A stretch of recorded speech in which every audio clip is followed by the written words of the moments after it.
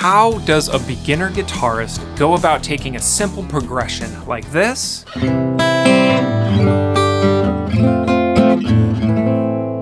and move it up the neck like this?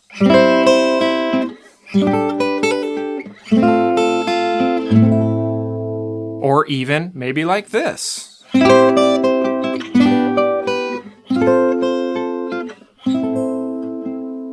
The quickest way to do this is by learning some basic music theory. When we talk about theory and guitar, oftentimes there can be this connotation of it being more of an academic pursuit rather than an artistic one. When it comes to music theory, I like to frame it like this.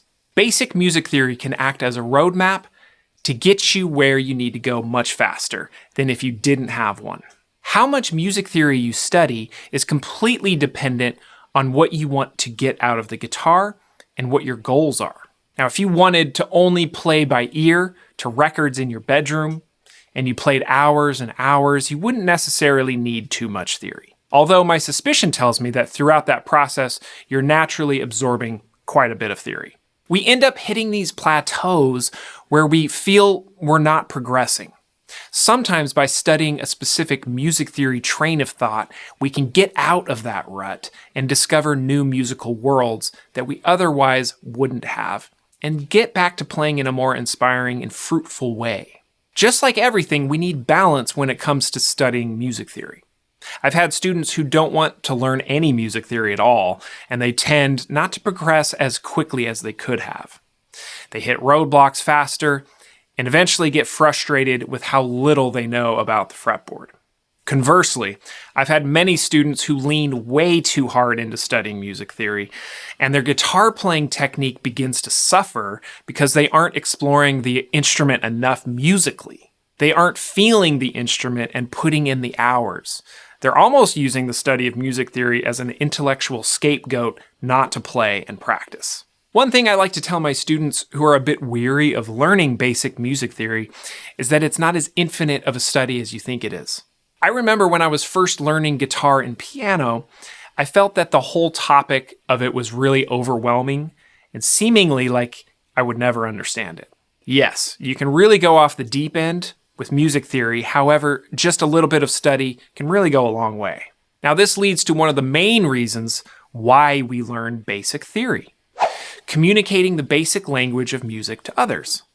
If you're playing in a group or a band, or maybe you even want to be a professional musician, you're going to need to be able to communicate things in musical terms. Doing so in a quick and uniform way will make everything so much smoother.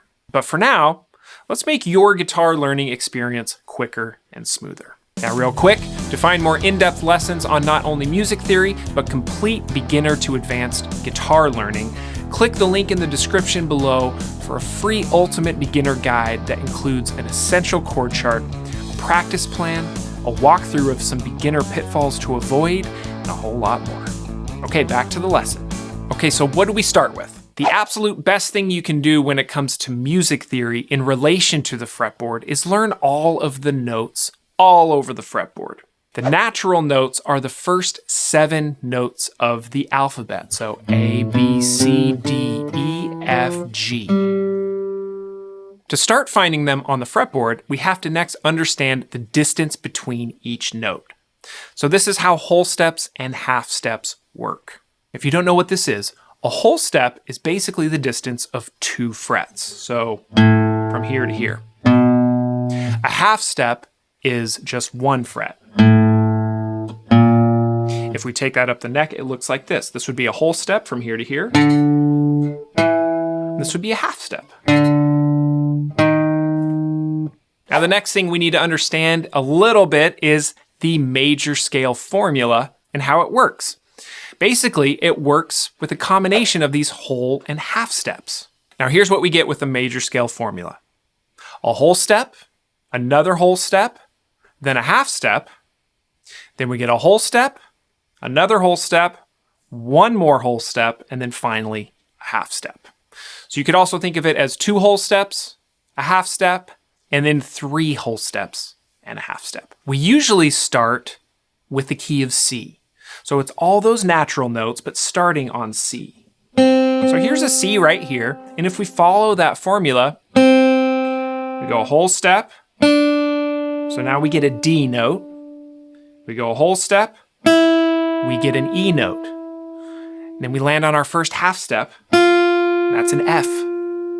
Now we have 3 whole steps to go here, so we're gonna go whole step to G, whole step to A, 1 more whole step to B, and then finally our last half step to C. Now it's always going to work this way with the natural notes. So this is a great way to start to learn these notes all over the fretboard.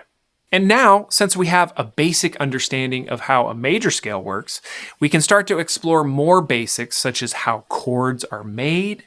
We can learn how chords work within a scale, and then how to apply the major scale formula to other key centers like the key of G, the key of E, A, and D, and other guitar-centric keys.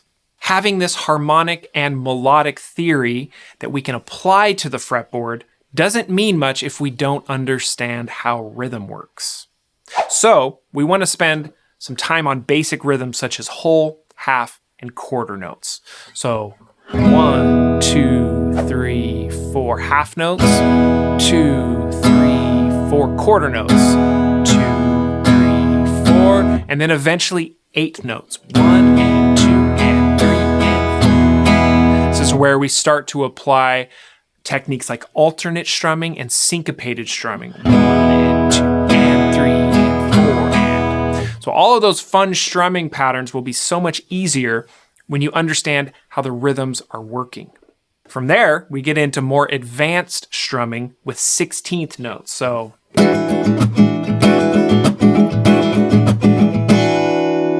now back to the harmonic side of things. When you have a basic understanding of how playing in a key works, along with the standard chords in that key, you now have a lot of musical language that you can use to learn new songs quicker, and also communicate to other musicians back and forth what needs to happen in order to play together. You also know how to quickly change the key of a song. So if you're in E, A, B7,